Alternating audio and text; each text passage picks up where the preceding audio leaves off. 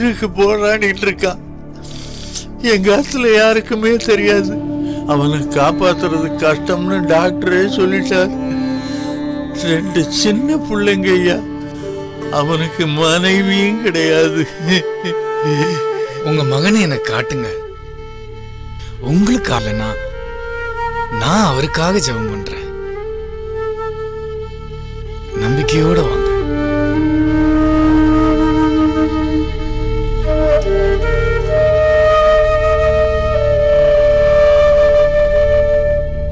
அவன் என்னை நோக்கி கூப்பிடுவான்.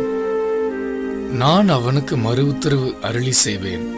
ஆபத்திலே நானே அவனோடு இருந்து அவனை தப்புவித்து அவனை கனப்படுத்துவேன். நீடித்த நாட்களால் அவனை திருப்தியாக்கி என் ரட்சிப்பை காண்பிப்பேன். எங்கள் அன்பின் நேசபிதாவே, உம்மை ஸ்தோத்திரிக்கிறோம், வாழ்த்துகிறோம், வணங்குகிறோம். இப்பொழுது உமது அடியான் அன்பு சகோதரனுக்காக ஜெபிக்கிறேன். இந்த அன்பு மகனை உமது கரத்தில் ஒப்பு கொடுக்கிறேன்.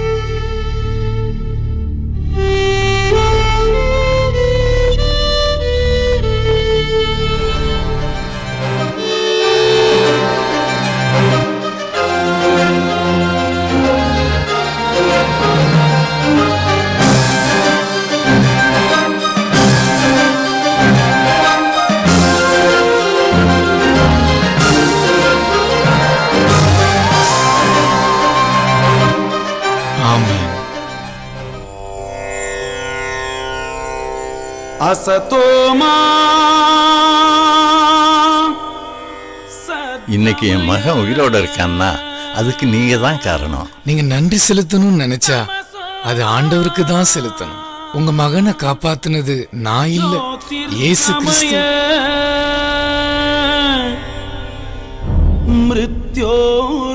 நீங்க ஒரு சான்ஸ்கிரிட் காலேஜ் ப்ரொஃபசர். எல்லா வேதங்களையும் படிச்சிருக்கீங்க. இந்த வேதத்தையும் படிச்சு பாருங்க. அங்கள்ல சொல்லி இருக்கிற பல விஷயங்களுக்கு இந்த பதில் சொல்லும்.